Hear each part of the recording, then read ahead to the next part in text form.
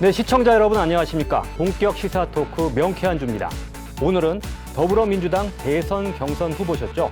박용진 국회의원과 함께 이야기 나눠보겠습니다. 명쾌한 주 지금 바로 시작합니다.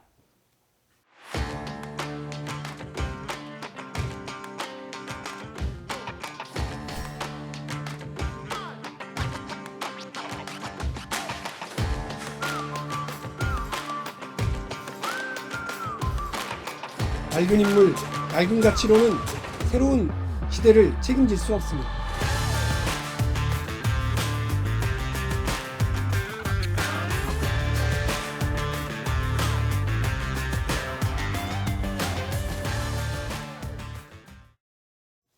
네, 더불어민주당 대선 경선에서 4위를 기록하면서 완주하셨죠.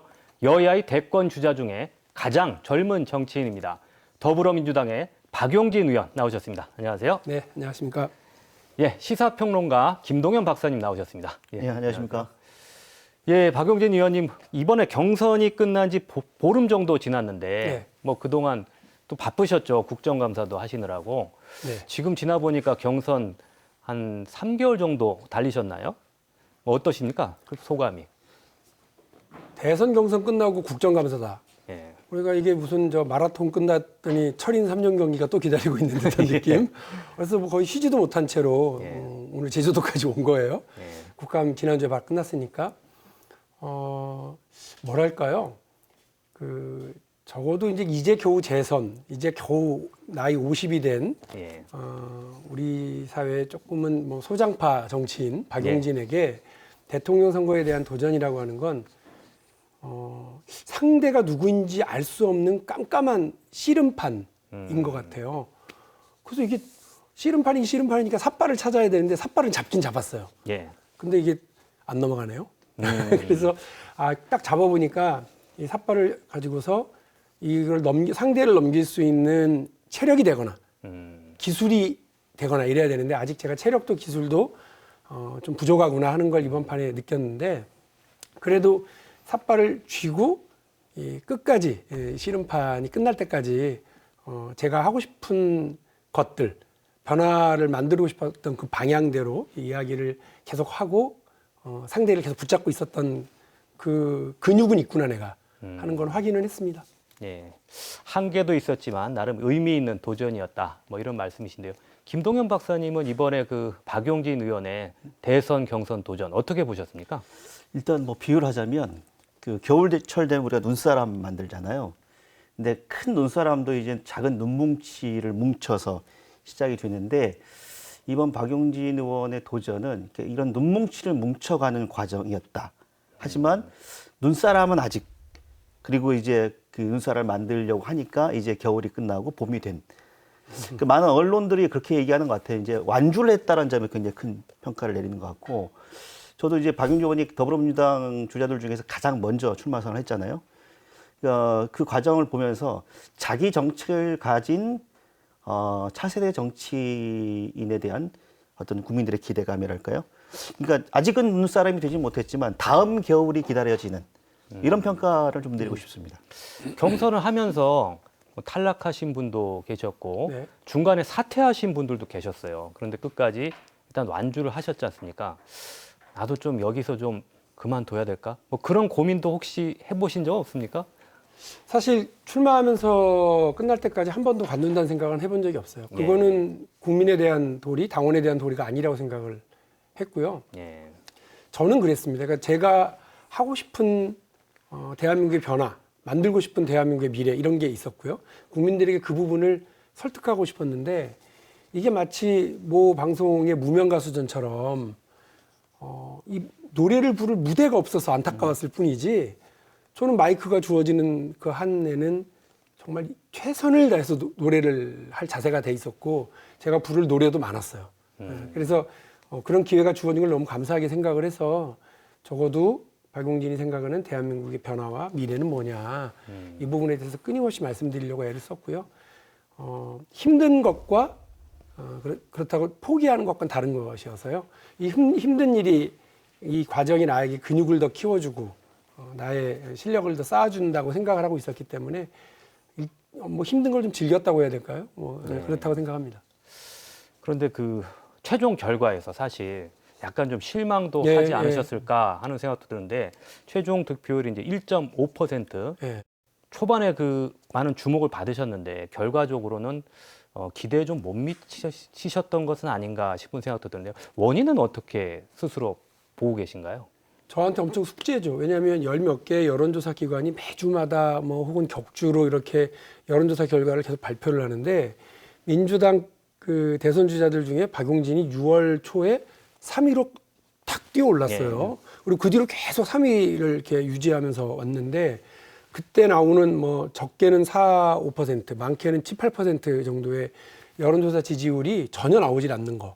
이게 좀 뭐 저한테는 큰 숙제예요. 아까 뭐 우리 교수님 말씀하신 것처럼 눈뭉치를 단단히 뭉치는 과정이었다고 하더라도 그게 한 요만큼은 됐으면 했는데 그보다 좀 작고 그리고 왜 일반 국민 여론조사와 그 기대치하고는 조금 다르게 나올까? 요거는 제가 그걸 민주당 지지층 내에서의 어떤 공감 능력, 지지 이런 걸 어떻게든 만들 수 있을까?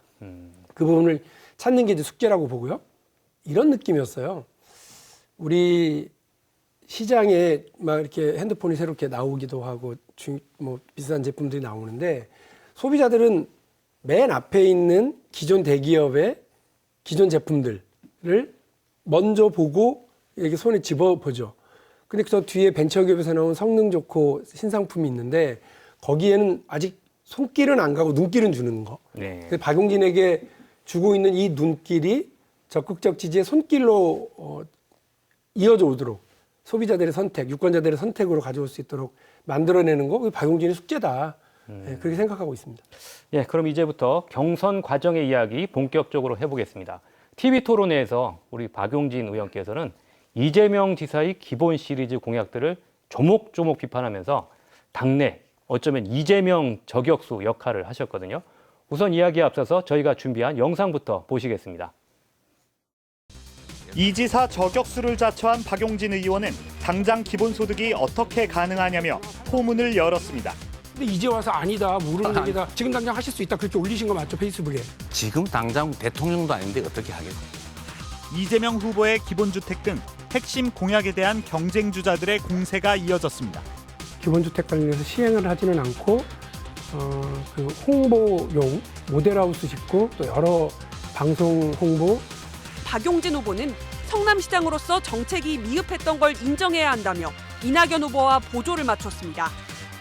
정책적 실패에 대해서는 이거는 원래 설계와는 다르게 갈 수도 있다. 최종적인 책임은 그 설계하고 정치적 책임을 가지고 있는 성남시장 혹은 상당히 일리 있는 지적이십니다. 이제는 앞으로는 이런 공공개발로 개발에 의한 불로소득이 안 생기게 제도 만드는 거 같이 좀 도와주시고요. 그래요. 네, TV 토론회 영상 보셨는데요. 뭐 저도 TV 토론회 봤습니다만은 그 박용진 의원께서는 다른 후보들하고도 여러 가지 논쟁은 있었는데 특히 눈에 띄는 게 이재명 후보하고 상당히 그 논쟁을 네. 많이 벌이셨거든요. 시간을 네. 많이 그쪽에 할애하셨죠. 일부러 그랬어요. 예, 그 왜 그러셨습니까?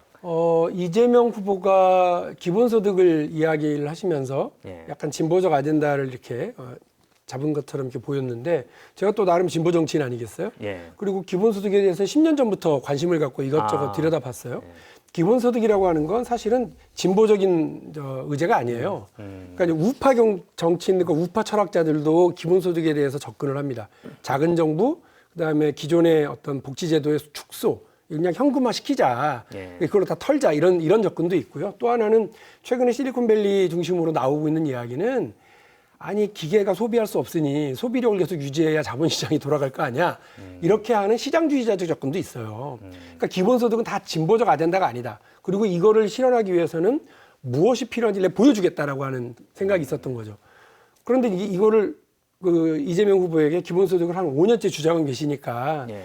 재정 마련이라고 하는 가장 단순한 문제부터 한번 얘기해 봅시다 하고 딱 던졌는데 거기서 탁 막히더라고요.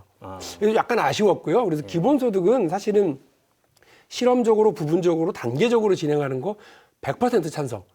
국가가 국민들에게 해줄 수 있는 아주 적극적 복지에 매우 중요한 단초를 마련할 수 있는 거거든요. 그러나 그거를 무조건 모두에게 단돈 뭐 2만 5천 원이라도 줄 수 있으면 좋겠다. 이렇게 시작하는 건 좀 아니지 않냐. 이거를 좀 확인하고 싶어서 적극적으로 했고요.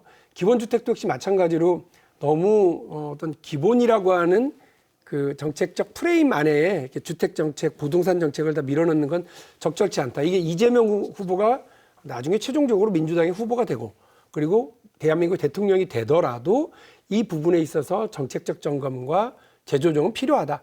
결국 이제 본인도 그 이 토론 과정에서 재조정하겠고 다른 후보들의 의견도 받아들이겠다고 했으니까 뭐 저는 의미 있는 정책적 토론이 됐다 이렇게 생각하고 있습니다. 그러니까 진짜 기본소득 전문가는 박용진인데 정작 전대.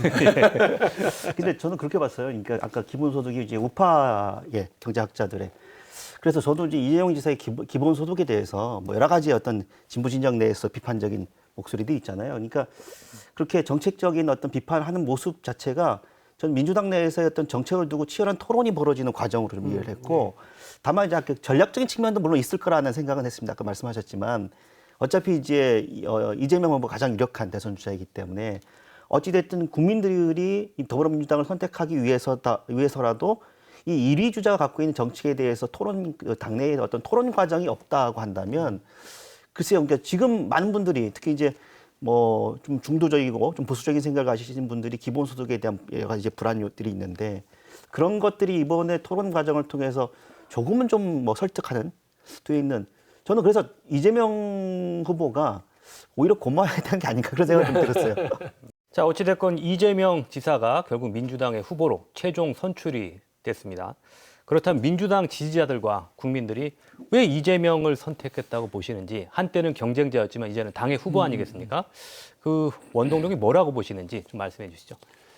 박용진이 했었던 유치원 3법 국민들이 상당히 호의적으로 이 정책을 평가하고 계시고요. 거기서 박용진의 역할을 높게 평가를 해주셔서 감사한데 이재명 후보가 성남시장을 하면서 혹은 경기도지사를 하면서 보여줬던 어떤 행정에서의 어떤 돌파력 예를 들면 계곡정비 유치원 3법도 계곡정비도 어떻게 보면 작은 의제일 수 있어요. 큰 뭐 원자력 문제라든지 혹은 뭐 북핵 문제라든지 이런 에너지 문제, 대북 문제 이런 것들보다는 작을 수 있지만 정치에 효능감을 줬다고 하는 거. 그럼 저기는 뭔가를 좀 하는 것을 보여줬다고 하는 것에서 높은 평가를 받았을 거라고 저는 생각을 합니다. 왜 그 독일의 철혈 재상 비스마르크가 그런 얘기 했다는 거 아니에요? 소세지 만드는 과정하고 정치 협상 과정은 공개하면 안 된다. 왜? 너무 지저분해가지고 그거 보면은 먹을 수도 없고 차마 정치에 뭐 박수를 보낼 수가 없다 이런 얘기예요. 결국 그 얘기는 뭐냐면 어떤 과정을 거치든 간에 맛있는 소세지를 만들고 어떤 협상 과정을 거치든 간에 국민들에게 아주 편리한 세상을 만들어주라 이런 얘기잖아요. 근데 이재명 후보는 그걸 보여준 거죠. 그 능력을 보여주지 못하고 자기들끼리 싸움만 하고 헐뜯기나 하고 진영 논리를 갖추기나 하고 이념에 갇혀가지고 뭐 아무것도 못하고 이런 거에 국민들이 지긋지긋해 하시거든요. 이런 면에서 좀 새로운 정치의 가능성을 박용진도 이재명도 보여줬는데 이재명 지사는 특히나 행정이라고 하는 면에서 그걸 보여줬었기 때문에 국민들께서 기대감을 상당히 갖고 계시는 건 맞는 것 같습니다. 네, 그렇다면 뭐 이번에 그 이재명 후보의 공약도 분석을 해보셨을 것 같아요. 네. 그래서 좀 이것은 뭐 기본소득도 포함될지 모르겠습니다만은 이건 정말 해볼 만한 공약이다. 또는 이 공약은 좀 개선해야 될 거 아닌가. 뭐 그런 생각을 좀 해보신 게 있습니까? 아까 말씀드린 것처럼 기본소득과 기본주택은 그냥 이재명 후보가 후보 시절에 경선 후보 시절에 내놨던 방식으로는 그대로 진행되기는 어려울 거예요. 그거는 저는 뭐 절차 탕마의 과정을 거친다. 그리고 국민적 의견을 수렴하면서 단계적 그리고 부분적 실험적으로 하면서 대한민국의 새로운 어떤 가능성들을 만들어낼 수 있을 것이라고 믿고 있고요. 제가 경선하면서 쏙 들어왔었던 이재명 후보의 그 공약 중에 작지만 매우 필요한 출산 휴가와 육아 휴직 이 부분을 신청이 아니라 등록 바로 해버리도록. 그러니까 아이를 낳았다 다 알잖아요. 출산이 임박했다 다 알잖아요. 그럼 거기에 엄마와 아빠가 그냥 자동으로 등록돼서 나 이거 못 갑니다. 출산휴가. 나 이거 육아휴직 쓸 수 없습니다라고 하는 사유서를 내게 만들어야지. 그걸 신청해서 허락받아야 되는 게 아니다. 이제 대한민국이. 그거 괜찮은 생각. 그래서 제가 그랬죠. 박용진이 대통령 되면 그거 제가 먼저 할게요. 근데 이제 이재명 후보가 됐으니까 예. 그 정책은 꼭 밀고 나갔으면 좋겠어요. 제가 좀 궁금한 게 있는 게 이제 이재명 후보가 와서 제2지역에 와서 환경보전 기여금 하고 또 기본소득 또 그게 이제 공방이 됐잖아요. 뭐 제주 지역 내에서도 뭐 환경보전 기여금 그리고 관련된 논란이 계속됐었고 이 부분에 대해서 그러니까 환경보전 기여금에 대해서 박 의원님 생각이 좀 어떠신지요? 그게 뭐 한때 입도세 이렇게 네, 표현이 네, 네. 돼가지고요. 네. 그거 좀 그렇죠. 대한민국 사람이 대한민국 안에 가는데 뭐 정치적 쟁점이 됐죠. 그거를 입도한다라는 느낌으로 이른바 그 통행세 받듯이 하는 거는 아닌 것 같고 말씀하신 대로의 환경 보존을 위한 기여. 아이고 기분 좋잖아요. 그럼 국민들이 내 아름다운 우리 자연 환경을 위해서 좀 더 낸다. 근데 특별히 어떤 지역을 갈 때는 그거를 좀 할 수 있겠다라고 하는 건 저는 의미 있다고 봅니다. 그러나 그거를 바로 또 기본소득으로 이어서 가는 건 또 이게 또 다른 논쟁과 정책적 오류를 가져올 수 있다고 봐요. 말 그대로 목적세 성격이지 않습니까? 교육세 걷어갖고 그걸로 국방 무기 사는 데 쓰면 그것도 안 되죠. 그래서 저는 그런 면에서 그냥 기본소득은 기본소득으로의 국민적 합의와 절차가 필요하고 그 재원 마련에 대한 또 다른 고민이 필요한 것이지 여기서 조금 가령 탄소세 걷어서 그걸로 기본소득에 로봇세 걷어서 기본소득에 데이터세 걷어서 국토세 걷어서 이렇게 하는 건 아닌 것 같아요. 그거는 여러 차례 제가 비판적으로 말씀을 드렸습니다. 환경보조기여금 자체에 대해서는 뭐 찬성. 저는 뭐 국민적 합의 위해서 필요하다고 보고요. 다만 아까 말씀드린 것처럼 일종의 우리 동네 올라면 돈 내라 이런 방식은 아니어야 된다고 봅니다. 알겠습니다. 그 민주당 경선이 끝난 뒤에 사실 좀 잡음이 있었어요. 네. 원팀이 될 것인지 말 것인지 뭐 관심들이 집중됐는데 결국엔 이제 두 분이 이재명, 이낙연 후보 두 분이 이제 만나시고 해서 원팀으로 가는 걸로 보이기는 합니다만 실제 속사정은 어떻습니까? 민주당의 지금 원팀이 되고 있는 건가요? 저희가 경선을 좀 일찍 치른 거예요. 그러니까 코로나 상황이 아니었으면 원래 9월 달에 끝나는 선거였고 추석 전에 후보가 결정나는 거였습니다. 그러면 좋은 점도 있고 나쁜 점도 있는데 경선 과정에 이런 감정적인 이런 앙금은 사실은 뭐 불가피해요. 아마 이제 야당도 곧 이제 하고 나면 뭐 되네 안 되네 이런 얘기가 많이 있을 거라고 저는 야당은 더 심할 수도 봅니다. 있죠. 예. 그래서 저는 이런 불가피한 어떤 경쟁 과정에서의 앙금이 있는데 이걸 좀 잘 털고 하는데 시간이 좀 필요하죠. 저는 뭐 의심치 않습니다. 원팀 만들어지는 거 의심치 않고 또 흔쾌히 모든 의원들이 모든 당원들이 이재명 후보의 승리, 민주당의 승리 그리고 정권의 재창출을 위해서 더 노력할 거다, 힘을 쏟을 거다 그렇게 생각하고 있습니다. 지금 뭐 전국에서 이 이야기 빼놓을 수가 없는데 대장동 의혹 이 부분이 지금 가장 큰 논란이고요. 최근에 뭐 이재명 경기지사가 지금 국정감사에도 출석해서 대응을 하셨잖아요. 그 보시면서 어떻게 이재명 후보가 뭐 적절하게 대응을 하셨다고 보십니까? 어떻습니까? 이재명 후보로서는 경기지사직을 관두지 않는 한 국감을 피할 수 없죠. 아마 본인 스타일의 국감에서의 이 귀찮은 상황을 피하기 위해서 지사직을 사퇴한다. 이런 게 일단 싫었던 것 같고 두 번째로는 본인의 입으로 대장동 의혹에 대해서 국민들에게 해명할 기회를 얻고 싶었던 것 같고 그렇습니다.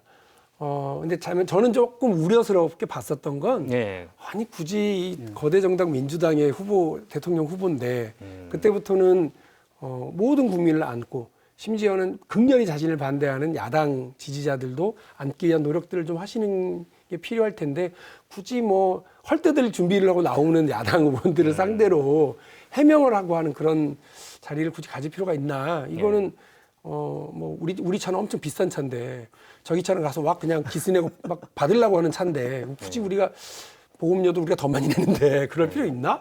하는 생각이 좀 들어서 다른 의견은 냈습니다만 1차적으로 국민들이 의혹을 해소하는데 도움이 됐을 거다. 이런 생각은 들어요.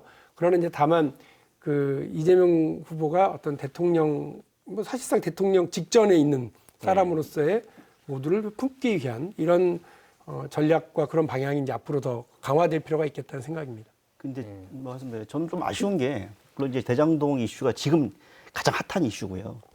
이번 대선이 굉장히 중요한 이슈고 박용진 의원님도 말씀하셨지만 시대를 바꿔야 되는 그런 어떤 과제가 있는데 이 대장동 의혹 때문에 모든 정책적 이슈들이 다 묻혀버리잖아요. 특히 야당에서는 아마 이제 대선 기간 내내 이걸 정치 쟁점할 생각이 강할 텐데 이렇게 되면 이번 대선도 결국은 대장동으로 시작해서 대장동으로 끝날 가능성이 높을 것 같거든요. 어떠세요? 불행한 일이죠. 그러니까 한국 정치가 이렇게 양극단의 진영 논리와 아주 이 좁은 이념의 골짜기 안에 서로 갇혀가지고요. 악귀 다툼을 하면서 불행한 일입니다. 국민들이 비호감이 좀 덜한 사람을 뽑는. 네. 그래서 지금 호감도 조사보다는 비호감도가 더 높은 사람들 중에서 누굴 뽑아야 되는, 나는 쟤 싫으니까 얘야. 그러니까 이 사람이 좋은, 이 정당이 좋아서가 아니라 저 당이 너무 싫어서, 저 사람이 너무 싫어서 이 사람이라고 하는 이런 구조로 자꾸 가는 것에 대한 답답함이 하나가 있고요. 두 번째로는 이러다 보니까 자꾸 이게 정치가 독한 사람들의 정치, 네. 말 세게 하고 진영 논리 강하게 작동시키고 이념적 충돌을 세게 하고 이러는 사람과 집단들이 더 이렇게 정치를 주도하는 것처럼 보이는데 이게 과제예요. 착한 사람들의 연대로서의 정치. 그리고 이 선한 연대를 어떻게 만들 건지를 해서 국민들의 그 다수의 힘이 분출될 수 있도록 만들어내야 되겠다. 이런 과제가 저한테는 하나 있습니다. 이 대장동으로 계속 가면 결국은 끝에 사법부로 갑니다. 네. 그래서 정치는 법을 만들고 법이 만들어내지 못하는 합의를 끌어내기 위한 창조적인 예술인데 이게 아니라 그 법으로 모든 걸 판단해야 되는 사법부로 가서 검찰에 수사받고 또 재판부에 또 판결받고 이렇게 가는 이거 과정 아주 불행한 과정이라고 생각을 하고요. 이렇게 가지 않아야 된다고 봅니다. 우리가 입법, 사법, 행정 권력이 있지 않습니까? 입법부는 그러니까 사법부는 과거의 일을 판단하잖아요. 행정부는 지금 해야 될 일을 하는 권력입니다. 유일하게 입법부만이 오늘 무슨 일을 결정하면 그 내일부터 적용되는 미래를 위한 직업이거든요. 그 미래를 위한 창조적인 합의를 만들어내야 되는데 이거 싸두고 저 과거를 판단하는 대로 끌고 가서 하는 이런 정치의 어떤 무능함 그리고 답답함 이게 지금 대장동 사태를 둘러싼 여야의 충돌이 그대로 보여주는 것 같고 그걸 아마 우리 김동연 선생님은 그대로 지적하시는 것 같습니다. 대장동 문제는 앞으로 좀 지켜볼 문제인 것 같고요. 그런데 그 국민의힘 경선 지켜보셨을 텐데 지금 토론회를 지금 계속 하고 있습니다. 전체적으로 또 제3자 입장에서 또 민주당 의원 입장에서 국민의힘 경선 보시면서 어떤 인상이 드셨는지 평가하실 수 있나요? 하나는 부럽더라고요. 우리는 처음에 9명, 네.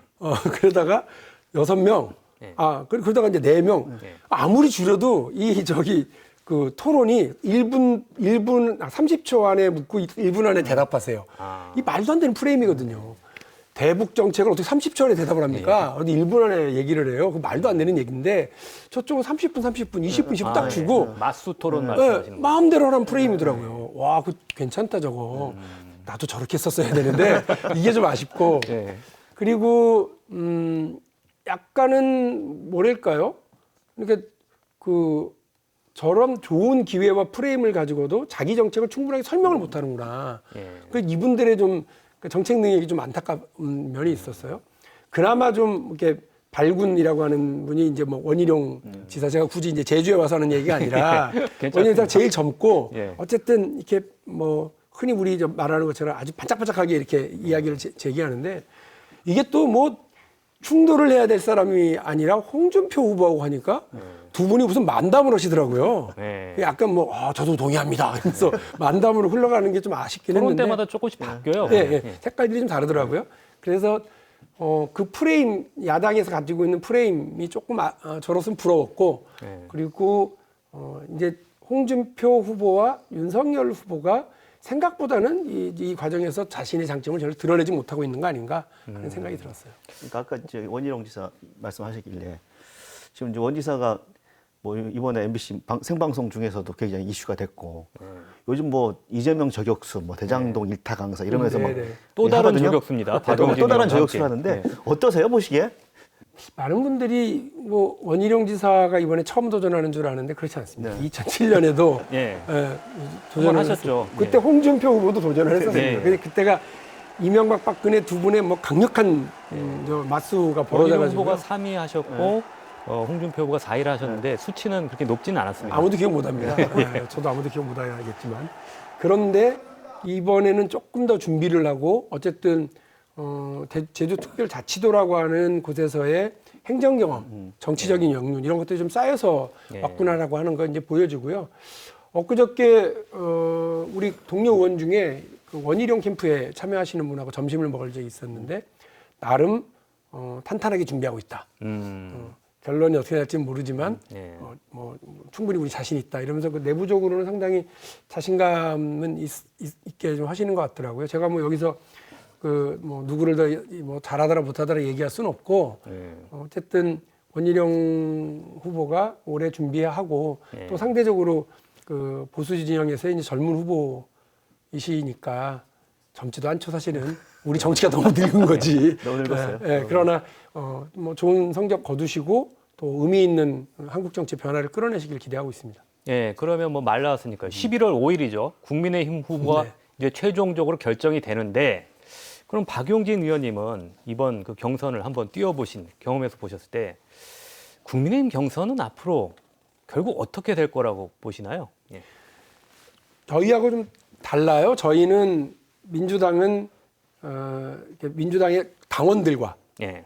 그리고 신청을 하신 국민들. 근데 이제 여기가 주로 투표인단이 있죠. 예, 선거인단을 모은 거죠. 예. 모으기도 하고 신청을 자발적 신청 받기도 했고 그래서 우리 지지층 안에서의 경선이었습니다. 그러니까 예. 200만 숫자가 200만이더라도 우리 지지층 아니었는데 여기는 그 어떤 역선택 이런 거 뭐 됐고 예. 그냥 모든 국민들의 여론을 반영하는 게 그게 50%. 예. 또 당원들의 여론 반영하는 게 50% 50% 이렇게 된 거잖아요. 그러니까 아주 이제 뭐 저는 예민한 어떤 논쟁, 국민적 관심사 이런 것들도 막 즉각 반영돼서 예. 그것도 원샷 경선이니까 한 예. 방에 딱 보여질 거라고 보거든요. 예. 그런 면에서 지금 뭐 3, 4위를 하고 계신다고 하는 두 분, 뭐 유승민, 원희룡 두 분에게는 반전 기회가 좀 쉽지 않겠구나 이런 좀 면이 있고요. 또 아마 그 윤석열 후보하고 홍준표 후보가 이렇게 오실 것 같은데 둘 중에 한 분이 예. 저는 뭐 두 분 중에 누가 와도 크게 어렵지는 않겠구나. 아 이재명 후보에게 예, 상대로. 예. 그러니까 뭐 홍준표 후보가 무슨 뭐 센 말을 많이 하고 뭐 토론을 잘하고 이런다고 하지만 지금 보니 이빨 빠진 홍준표 예. 이런 느낌. 이번에 그 토론하시는 거 보니까 같은 말만 계속 반복하는 걸 보고 제가 다 답답하더라고요. 그래서 이빨 빠진 홍준표 그리고 뭐 보여줄 게 없는 윤석열 이런 정도 분들이면 우리 이재명 후보가 너끈히 상대하고 국민들을 상대로 해서 충분히 비전을 과시하고 충분히 설명할 수 있겠구나 하는 생각이 듭니다. 박용진 의원님께서 제주에 오셨을 때 제주의 대표적인 현안 제2공항과 관련해서 지금 그 찬반 논란이 굉장히 심각한데요. 여기에 또 불을 붙이셨습니다. 예. 지난달 제주를 방문했을 때 언급하신 내용이 있는데요. 준비된 영상 먼저 보시겠습니다. 반갑습니다. 제주도의 지금 공항은 이미 이제 포화 상태이고요. 미래의 이제 제주 발전 상황을 담아내기는 어렵다. 제2공항을 신설하고 거기에 수용 인원들을 분산시켜서 제주도의 더 나은 발전을 도모하는 디딤돌로 삼아야 된다고 생각을 합니다. 공항은 지어야 되겠지만 어느 위치에 또 어떤 그 노선들이 분산시켜 나갈 건지에 대한 고민은 제주도 도민들의 의견을 좀 모아서 가야 될 필요가 있다고 생각합니다. 원천적 반대는 저는 아닙니다. 그 보신 대로 상당히 민감한 문제인데 그 박용진 의원님께서 좀 뜻밖의 입장을 아주 간결하게 발표를 하셨어요. 그럼 왜 저렇게 입장을 내셨는지 일단 말씀해 주시죠. 제2공항 문제를 좀 분명하게 얘기하면 너 큰일 나. 네. 의견이 반반이야. 네. 이런 얘기 들었죠. 근데 제가 이렇게 이거 보면서 제주공항 문제뿐만이 아니라 중요한 뭐 갈등 사안이든 아니면 필요한 현안 사안과 관련해서 국가 지도자가 되겠다고 하는 사람이 자기 의견을 두루뭉술하게 얘기하는 것 좀 무책임하다고 생각합니다. 그 기면기다 아니면 아니다 얘기를 하는 것이 맞는 거 아닌가 싶어요. 네. 제 생각 바꿀 수 있습니다. 네. 달라질 수 있어요. 그러나 제 생각을 분명히 해야 반대하시는 분과 토론도 할 수 있는 거고 또 서로가 상호작용을 가져서 의견이 달라지기도 하고 이러는 거라고 저는 생각을 합니다. 국가 지도자가 이거 잘 모르겠다 혹은 표 때문에 발을 뺀다 의견 숨긴다 이건 아니어야 된다고 일단 생각을 하고요. 그 갈등 사안이고 이 첨예한 문제인 건 저도 압니다만 두 가지로 딱 접근을 했었습니다. 제가 답을 이렇게 내릴 때 하나는 필요하냐 아니냐 필요성의 문제였고요. 또 하나는 이거는 어쨌든 이 지역의 우리 도민들이 어떻게 결정하실 거냐가 되게 중요한 문제다. 그래서 그 뭐 포화도 지금의 이제 제주공항의 이제 어떤 너무 그냥 과밀 포화된 상황 그리고 안전성의 문제, 쾌적한 환경 뭐 이런 것들을 어떻게 유지하면서 제주도가 더 국제적인 도시로 성장하는데 이 공항 문제를 바라볼 거냐? 그럼 지금의 공항만으로도 되냐? 아니면 새로운 공항을 진짜라고 하는 제안이 타당할 거냐? 이 문제를 좀 열어놓고 고민을 해야 되겠구나. 그래서 저는 스탠스를 조금은 짓는 쪽에 더 짓는 것을 좀 찬성하는 쪽으로 필요성을 더 인정하는 쪽으로 가진 거고요.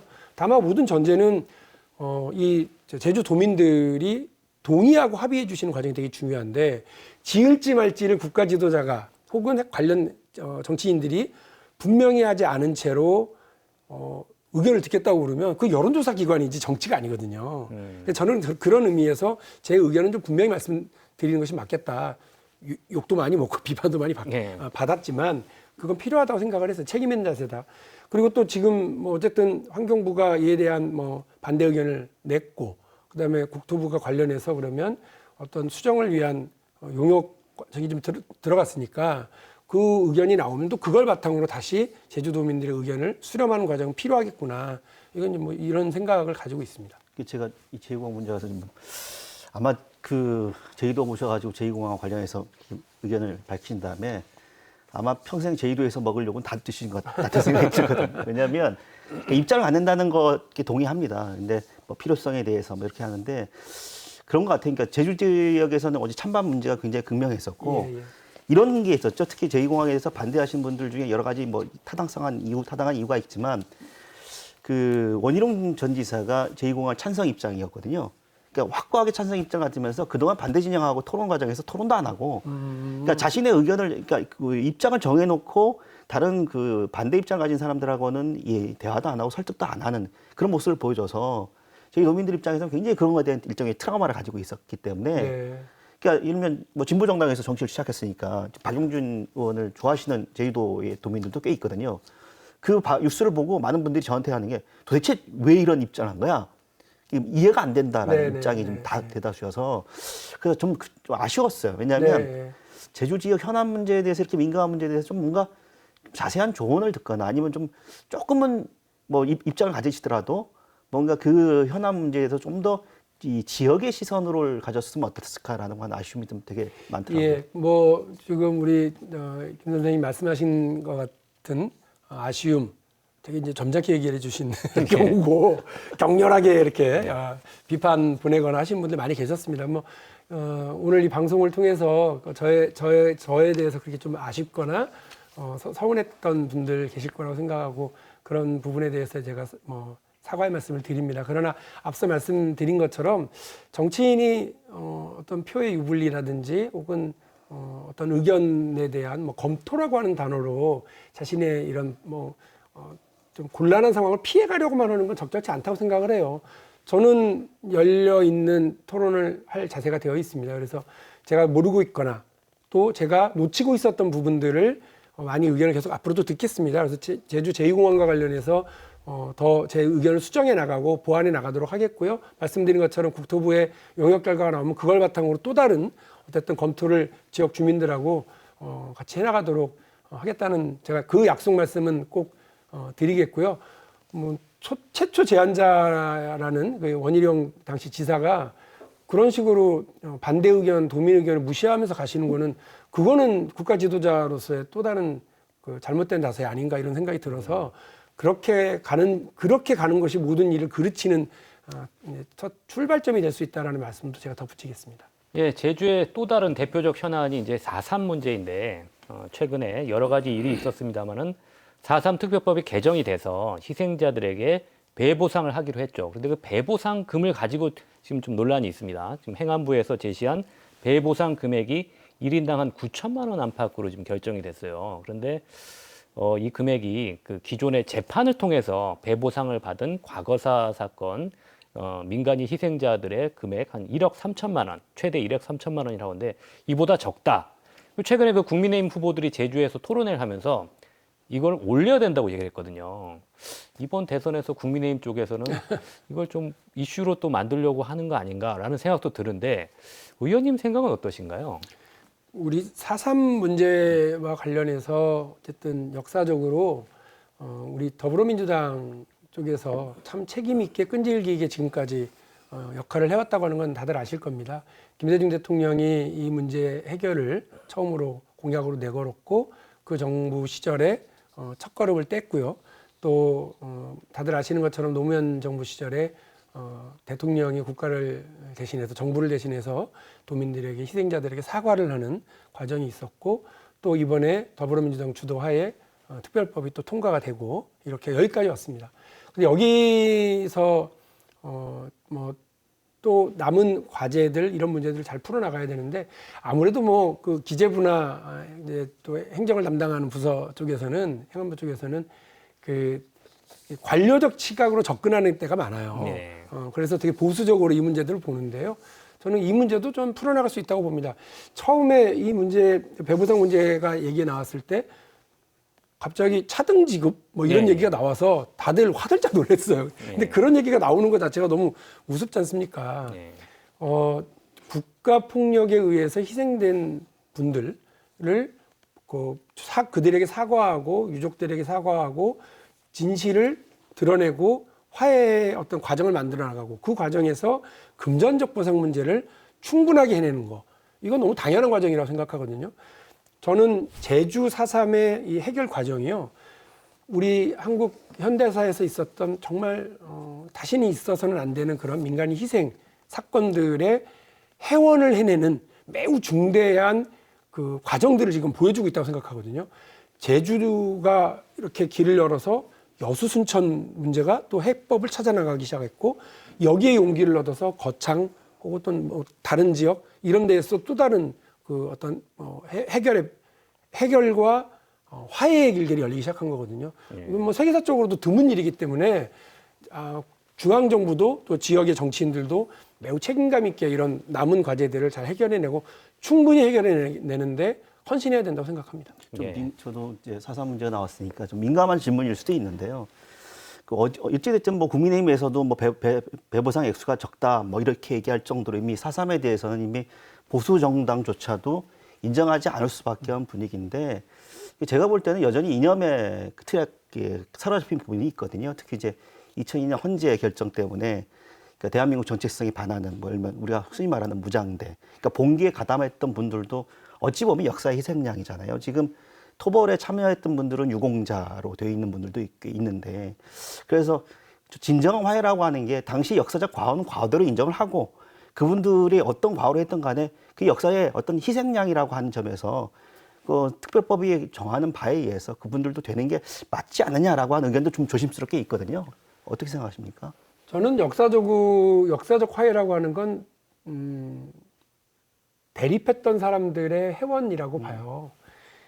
그 4.3 문학이라고 보통 늘 그러는데 저도 사실은 4.3 문학으로부터 이 제주 항쟁 그러니까 그 48년도 그 사건을 처음으로 입체적으로 만져본 거거든요. 그러니까 이거를 보면서 이 두 가지 방향이더라고요. 이 피해자들의 엄청난 공포와 이 피해를 증언하는 쪽으로 한쪽이고 또 하나는 회원하고 싶어 하더라고요. 서로의 대립과 갈등과 증오와 미움을 어쨌든 씻어내고 싶어 하는 그런 과정이 있는데 국가가 이 문제에서 딱 가둬버리면 안 되죠. 그러니까 너는 그때 어디 편이었고 너는 그때 어느 편이었으니까 넌 안 돼. 이렇게 하는 건 저는 아니라고 생각을 합니다. 그래서 그 역사 속에서 어쩔 수 없이 거기 그 경량에 쓸려갔던 분들에 대해서 회원하는 과정을 행정적으로 법리적으로 잘 만들어내는 과정이 진정한 화해이고 문제 해결의 방향이라고 저는 생각을 합니다. 네, 알겠습니다. 앞으로도 그 제주 현안에 많은 관심 부탁드리고요. 이번엔 박용진 의원의 그 정치 여기에 대해서도 이야기 나눠보겠습니다. 그 박용진 의원께서 가장 먼저 이제 대선 출마 선언을 하셨어요. 더불어민주당에서는 정치의 세대 교체로 대한민국의 시대의 교체를 이루겠다. 행복 국가를 만들고 불공정과 불평등에 맞서는 젊은 대통령이 되겠다고 선언하셨는데요. 먼저 준비된 영상부터 보고 이야기 나눠보겠습니다. 국민과 함께 행복 국가를 만드는 대통령이 되겠습니다. 국민과 함께 불공정과 불평등에 맞서는 용기 있는 대통령이 되겠습니다. 국민과 함께 정치의 세대 교체를 선도하고 시대를 교체하는 젊은 대통령이 되겠습니다. 정치를 바꾸지 않으면 세상을 바꿀 수 없습니다. 정치의 세대 교체로 대한민국의 시대 교체를 이루어야 합니다. 한국 사회의 변화와 혁신의 대장정을 이끌어가는 젊은 대통령이 되겠습니다. 정치인 박용진이 생각하는 정치의 세대 교체 그리고 행복 국가란 무엇인지 말씀해 주시죠. 그 5월 9일 날 예. 이거 출마 선언을 했는데요. 다시 보니까 새삼스럽고 그러네요. 사실 대통령이 되겠다는 생각을 우리 시청자 여러분들이, 제주도민 여러분들이 한번 해보십시오. 일단 엄두가 안 날 거고 대통령 되고 나서 어떻게 내가 뭘 해야지 하는 생각도 있으시겠지만 한 번도 그 어떤 과정을 통해서 준비하는지를 생각해 보신 일이 없는 분들이 더 많을 거예요. 저도 마찬가지입니다. 그러니까 저 출마 선언을 하기 1년 전부터 사실은 제가 준비를 했거든요. 그러니까 꽤 오랫동안 준비하고 많은 사람을 만나고 분야별로 공부를 했는데 두 가지, 그러니까 마치 나침판에 초침 제가 침이 움직이듯이 바늘이 움직이듯이 계속 움직였어요. 그러니까 방향은 딱 이 방향이었습니다. 하나는 지금의 과제, 이 불평등과 양극화를 해소하는 거, 사회적 갈등을 해소해야 된다. 이게 되게 중요했고, 또 하나는 뭔가 밝은 미래와 희망에 대해서 국민들에게 얘기해야 된다. 이 두 가지였습니다. 근데 앞에 건 좀 어두워요. 뒤에 건 되게 밝아요. 이 두 개의 방향에서 이게 같은 방향으로 만들어져 가기 위한 노력이 계속 끊임없이 제 안에서 막 갈등이었거든요. 그래서 문제를 제기하기 쉽습니다. 그런 대안을 마련하고 대안을 마련해내기 위한 에너지를 모아나가는 건 쉽지 않거든요. 그걸 딱 표현했던 게 불평등과 불공정에 맞서는 용기 있는 대통령, 그리고 정치의 세대 교체를 통해서 대한민국의 시대 교체를, 그래서 행복 국가를 만들겠다, 이렇게 딱 그게 나온 거였습니다. 그 과정을 가져가는 건 되게 이제 진짜 어렵죠. 근데 저는 정말로 우리 국민들이 행복이라고 하는 단어를 갖는 것이 되게 중요했다고 생각했어요. 과거에 우리 대한민국은 그렇지 않습니까? 내가 못 배우고 내가 가진 것 없고 부모를 잘못 만나도 내가 열심히 노력하면 충분히 사회적으로 성공할 수 있다. 이게 믿음이었어요. 그래서 이번 대통령 선거에 제가 지적을 딱 한 번 한 적이 있는데, 우리 이재명 후보 5학년까지밖에 다니지 못하고 학업을 포기하고 그 소년 노동공이 돼가지고 공장에 가야 되는 사람이 변호사가 되고 대한민국 유력 대통령 후보가 이 자리에 있다. 우리 이낙연 후보 찢어지게 가난한 빈농의 아들로 태어나서 지금 대한민국에서 가장 성공한 사람 중에 하나다. 우리 추미애 후보 세탁소 집 둘째 딸로 태어나서 여기까지 온 거 아니냐. 그리고 우리 김두관 후보 저 남해에서 그 어려운 과정에서 여기까지 왔다. 나도 그렇다. 전라북도 장수 그 산골짜기에서 태어나가지고 부모님의 특별한 지원 없이 여기까지 왔다. 이게 대한민국이 희망 있는 나라라고 하는 것을 보여준 건 우리들이다. 근데 우리 후배들도 그래야 될 거 아니냐. 그 나라를 만들자라고 하는 것이 제 계획이었고, 그것이 그냥 행복국가라고 하는 단어로 탁 얹혀져서 말씀을 드렸던 거죠. 김 박사님 어떻게 생각하십니까? 이번에 도전은 굉장히 의미 있는 도전이었다고 생각 들어요. 근데 특히 이제 아쉬웠던 건 뭐냐면, 이번 정책 토론 과정에서 정책적인 부분이 좀 이슈가 안 됐는데, 3대 개혁 하는 거, 물론 언론에서는 의사 개혁, 공무원 개혁, 정규직 개혁 이라고 한 표현으로 됐지만, 제가 볼 때 굉장히 중요한 지적을 해주신 것 같고, 888, 네. 8시간 일하고 8시간 노동하고 8시간 쉬고. 그러니까 이렇게 정책적인 어떤 아이디어, 이런 부분에 대해서는 정책통이다라고 할 만한 평가가 있거든요. 근데 중요한 건 그 정책적 아이디어나 제안이 있다고 하더라도 대통령이 되는 거는 좀 다른 문제고. 그렇죠. 그러니까 솔직히 말씀드리면 새가 없잖아요. 그러니까 이번에 실패가 일종의 어떤 박용진이라고 하는 정치인을 믿고 따르고 그를 대통령을 함께 만들어가는 사람들. 앞으로 과제가 그럴 것 같거든요. 그러니까 성과 있다고 생각합니다. 정책적 비전 있다고 생각하고 그만한 능력이 있다고 생각하는데 가장 중에 사람을 모으는 데 있어서 좀 부족한 게 아니냐라는 평가도 있을 수 있거든요. 뭐 네, 차기를 위해서 어떻게 준비를 좀 하실 겁니까? 100% 공감하고요. 그래서 아까 잠깐 말씀하셨는데 이번에 박용진이 눈사람을 만들기 위한 눈덩이를 이렇게 뭉치는 과정이라고 평가한다고 그러는데 저는 그렇게 되기 위해서도 앞으로 제가 역할이 되게 중요하다고 생각을 합니다. 그래서 단단하게 뭐 뭉치고 저 혼자만 할 수 있는 일이 아니라고 하는 거. 삿발은 잡았으나 제가 갖춰야 될 체력과 기술이라고 하는 것의 핵심은 바로 그 나의 동료들, 동의하는 사람들, 민주당 안에서의 더 적극적인 지지 이런 것도 모아내는 일이라고 생각을 하고요.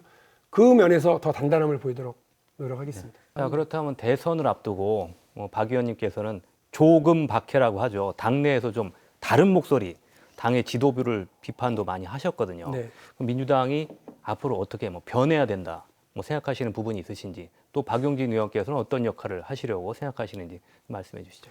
제가 마지막 연설인 서울 연설에서 정말 눈물을 머금고 드렸던 말씀이 그거였어요.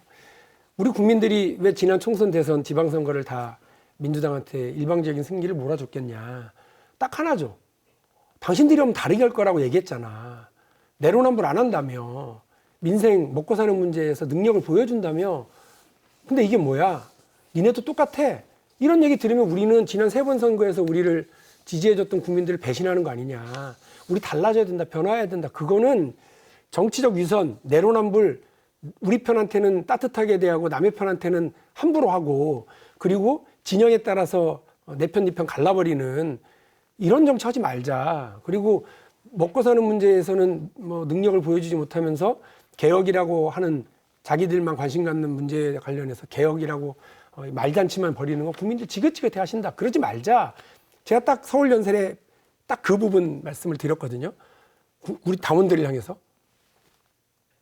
전 그렇게 해야 된다고 생각합니다. 우리 그 앞에 지도부도 다 앉아 있었고 또 뭐 우리 후보들도 다 있었는데 다 공감하신다고 그랬어요.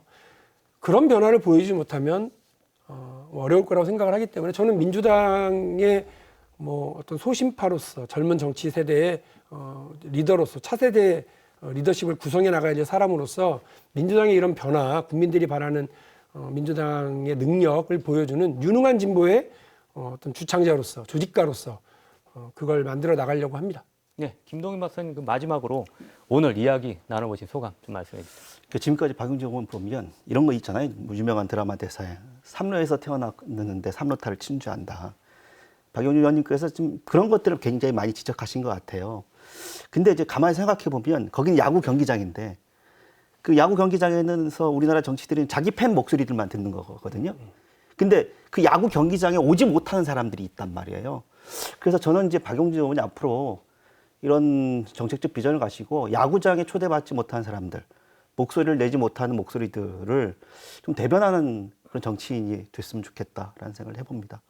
네, 명심하겠습니다. 아까 제가 드렸던 말씀, 착한 사람들의 연대로서의 정치, 그 비슷한 말씀이신 것 같은데. 우리 제주 시청자들에게 짧게 네, 오늘 이런 기회를 MBC가 마련해 주셔서 너무 감사합니다. 그 전에 좀 마련해 주셨으면 훨씬 제 성적이 좋았을 것 같은 그런 느낌도 듭니다만 앞으로도 제주에서 우리 제주도민들 자주 만나 뵙고요. 또 대한민국의 미래, 또 제주도의 더 큰 성장과 밝은 미래를 함께 논의하고 만들어 나갈 수 있었으면 좋겠습니다. 자주 불러주십시오. 자주 와서 여러분과 함께 하겠습니다. 고맙습니다. 예, 오늘 이야기 감사합니다. 네, 정치를 바꾸고 국민이 행복한 나라를 만들겠다는 박용진 의원과 함께 이야기 나눠봤습니다.